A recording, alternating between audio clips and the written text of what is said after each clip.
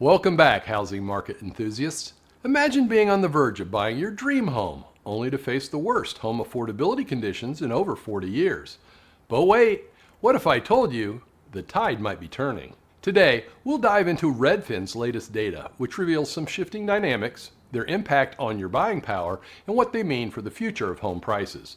Whether you're a seasoned homeowner or a first-time buyer, you won't want to miss these crucial insights that could save you thousands. Let's get into it. We'll start by looking at mortgage interest rates. Redfin turned to Mortgage News Daily to find that the 30-year fixed mortgage interest rate has dropped to 6.81% as of mid-July, the lowest rate available to buyers since the end of January earlier this year. To gain an understanding of what mortgage rate fluctuations mean to buyers who are actively looking for a home, I've created this simple table. A person who can borrow $400,000 at the current rate could only borrow about $355,000 when rates surged above 8% in October. High prices and high rates have caused a lock-in effect, preventing homeowners from moving because they can't afford to leave their homes, which they financed at historically low rates. The market will need time and natural move cycles to regain momentum.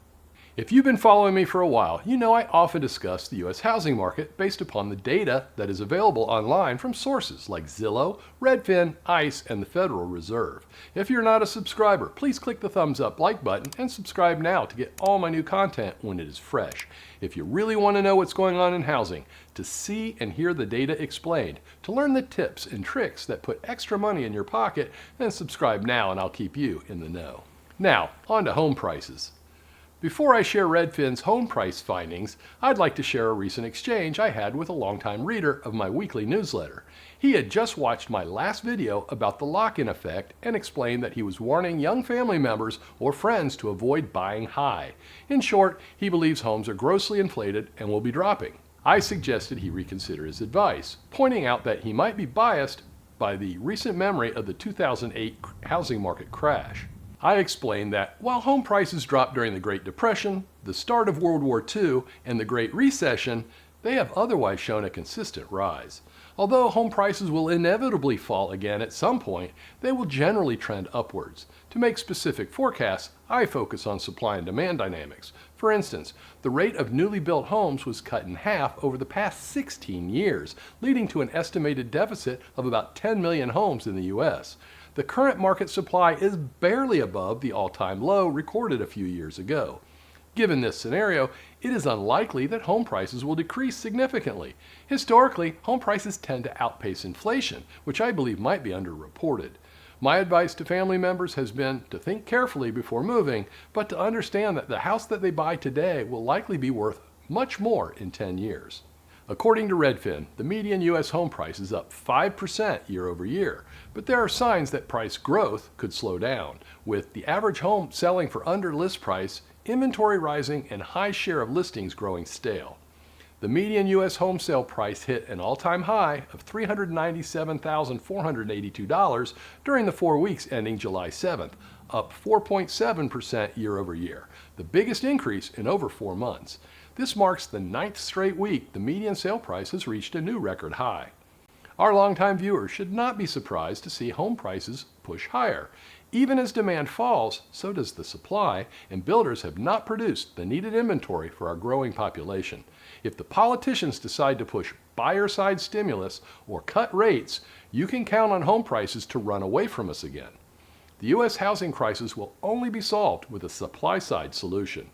Sale prices have remained stubbornly high despite elevated mortgage rates pushing down home buying demand.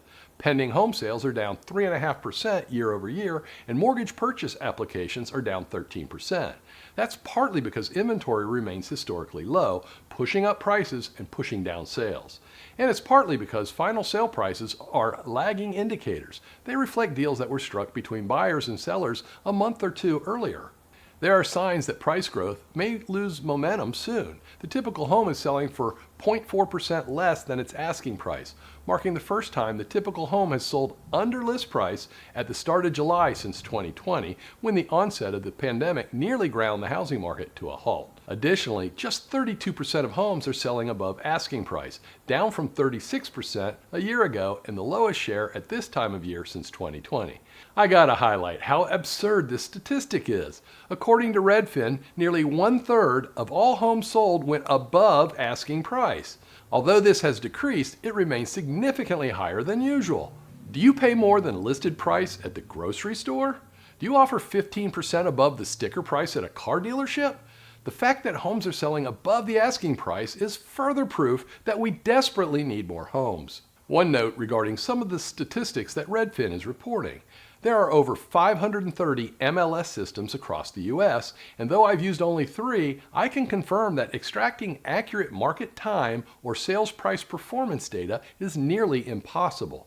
Agents often manipulate listings to improve their apparent performance. Relying on Redfin's market time and selling price ratios to gauge market performance is like using a map where the landmarks have been deliberately misplaced.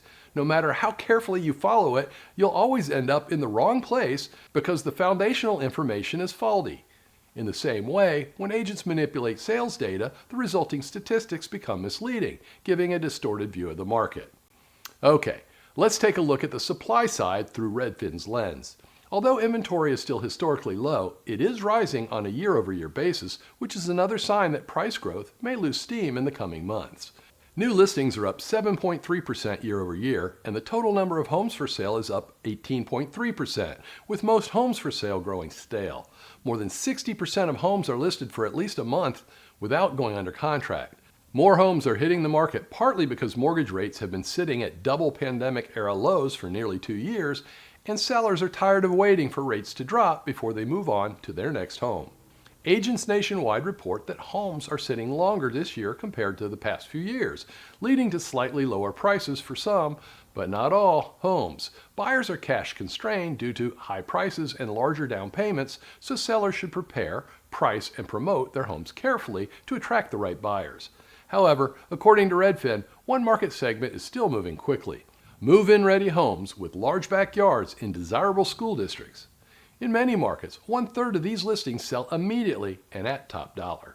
Finally, let's zero in on what sellers are getting.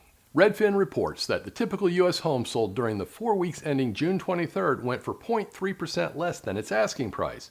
However, as previously noted, this might reflect an asking price that has been adjusted multiple times. Nevertheless, this is the first time Redfin has reported that homes have sold below list price during the selling season since the pandemic began in 2020, when the housing market nearly came to a standstill. A year ago, the typical home sold for exactly its list price, and 2 years ago, it sold for about 2% above list price. Despite the questionable data, the trend of declining percentages seems accurate, though the specific decline amount is unclear due to Redfin's data limitations. Additionally, just under 1/3, or 32.3% of U.S. homes sold over asking price during that period. That's the lowest share of any late spring time since 2020, when the housing market had nearly ground to a halt with the onset of the pandemic, and down 36% a year ago. Nearly 7% of home sellers dropped their asking price, on average, the highest level since November 2022, and up 4.7% a year ago. Homes are increasingly selling below asking price because there are fewer buyers who are less frantic and less inclined to enter bidding wars unless a home is priced correctly. While supply is growing, it remains near a historic low. Redfin reports an 8.2% year-over-year increase in new listings nationwide, but pending home sales are down 4.3%, marking the biggest decline in 4 months. Most inventory is becoming stale, with over 60% of homes listed for sale at least a month without going under contract. Redfin reports declining demand, with buyers who are stepping back due to soaring housing costs. The median home sale price has risen 4.9% year over year, reaching a record high of $397,250. Although mortgage rates have decreased from May's 6-month peak, the weekly average remains close to 7%. The typical buyer's monthly payment is $2,785 a month, only about $50 below the all-time high. Redfin also suggested that buyers might get a slight respite on costs soon. The growing likelihood that homes sell below asking price, along with the high share of sellers dropping their prices, could mean sale price growth loses momentum. Plus, mortgage rates may decrease further if inflation continues to cool. Agents across the country are reporting similar trends. The most sought-after properties are either move-in ready or complete fixer-uppers. Homes that are decent but not updated are staying on the market the longest. Buyers lack the funds to renovate these homes, but property flippers are eager to purchase and renovate them for resale.